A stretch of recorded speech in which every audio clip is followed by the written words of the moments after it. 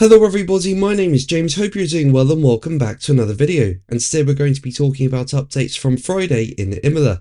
If you enjoy the video, make sure to leave a like and subscribe for more Formula 1 content. Also make sure to follow me on X at James's Pit Lane, I'll leave a link in the description, but let's jump straight into the video.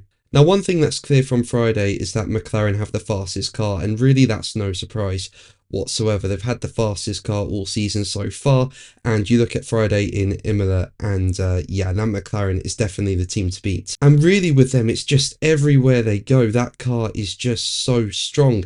And especially in the high-speed corners, the McLaren is looking really good. And right now, it looks like Oscar Piastri has a little advantage over Lando Norris, but we'll see what happens as the weekend goes on, because as we know, Norris does like the Imola circuit. Every time Formula 1 has gone there while Norris has been in the sport, Norris has done well at that circuit. And behind McLaren, it looks like, again, Mercedes and Red Bull are the closest teams to McLaren, and it looks like the two teams could end up having a battle of their own during the Imola Grand Prix. Now, Red Bull brought upgrades to the Imola Grand Prix, those being mainly linked to the floor, with the upgrade seeing changes to the shape of the Venturi channels and the lateral edge of the floor, allowing for an increase in airflow. But it really doesn't look like Red Bull are going to be challenging McLaren this weekend. We saw on Verstappen's car, he was getting so much oversteer throughout practice. I mean, things can change. I mean, if you look at Japan, we saw how Verstappen was really struggling with the car in practice, and then out of nowhere put it on pole and ended up winning that Grand Prix. And you could have a similar circumstance here. Imola is a tough track to overtake on.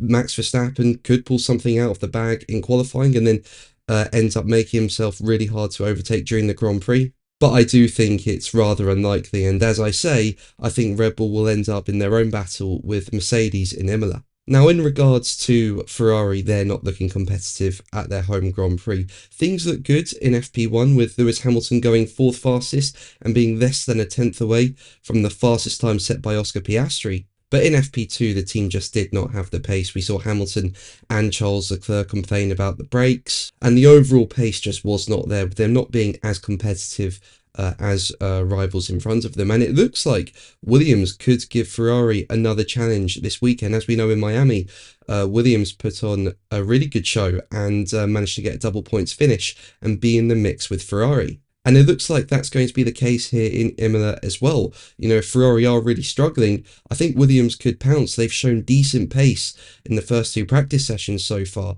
So I think Ferrari are going to have to watch their back a bit when it comes to Williams. Now, in regards to Hamilton, as we know, he's largely struggled at Ferrari, with him being 7th in the championship after 6 Grand Prix, and there's a deficit to his teammate Leclerc. And while there have been some really good points for Hamilton, such as winning the sprint race in China, finishing 3rd in the Miami sprint race, as I say, at the moment, he's just struggling a bit. And speaking about his move from Mercedes to Ferrari, Hamilton said, as quoted by Autosport, "I anticipated it would be very tough, because I've joined a team before. I came in with a really open mind.